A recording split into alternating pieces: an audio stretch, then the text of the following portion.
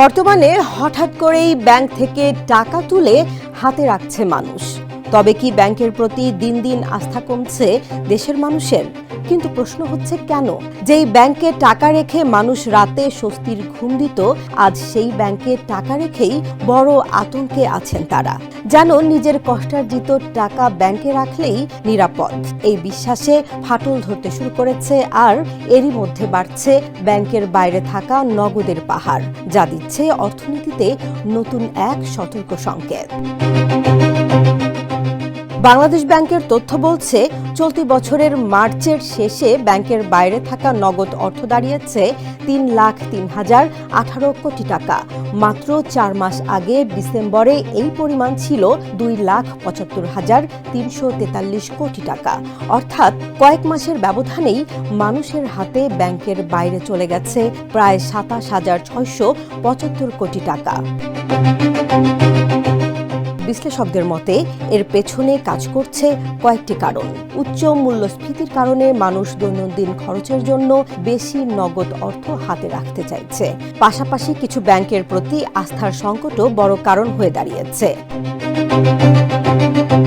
ব্যাংকের বাইরে থাকা এই টাকা অর্থনীতিতে লেনদেনের অংশ হলেও ব্যাংকের আমানত হিসেবে ফিরে না এলে তৈরি হয় চাপ।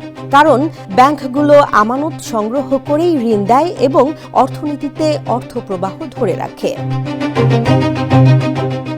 অর্থনীতিবিদরা বলছেন, মানুষ যদি নিয়মিত টাকা তুলে নেয় এবং সেই অর্থ দীর্ঘদিন ব্যাংকিং ব্যবস্থার বাইরে থাকে, তাহলে ব্যাংকগুলো তারল্য সংকটে পড়তে পারে। শুধু ব্যাংকের বাইরে থাকা নগদ অর্থ নয়, বেড়েছে রিজার্ভ মানিও। ফেব্রুয়ারি থেকে মার্চ মাত্র 1 মাসে রিজার্ভ মানি বেড়েছে প্রায় 18,650 কোটি টাকা। বিশেষজ্ঞদের আশঙ্কা, বাজারে টাকা সরবরাহ এবং মানুষের হাতে নগদের পরিমাণ একসঙ্গে বাড়তে থাকলে মূল্যস্ফীতির ওপরও নতুন চাপ তৈরি হতে পারে। এর আগে 2024 সালে ব্যাংক খাতে অনিয়ম ও আস্থার সংকটের কারণে মানুষ টাকা তুলে ঘরে রাখার প্রবণতা বাড়িয়েছিল। পরে পরিস্থিতি কিছুটা স্বাভাবিক হলে সেই প্রবণতা কমে আসে। কিন্তু চলতি বছরে আবারও নগদ অর্থ উত্তোলনের প্রবণতা বাড়ছে, যা সামনে বড় প্রশ্ন তৈরি করছে।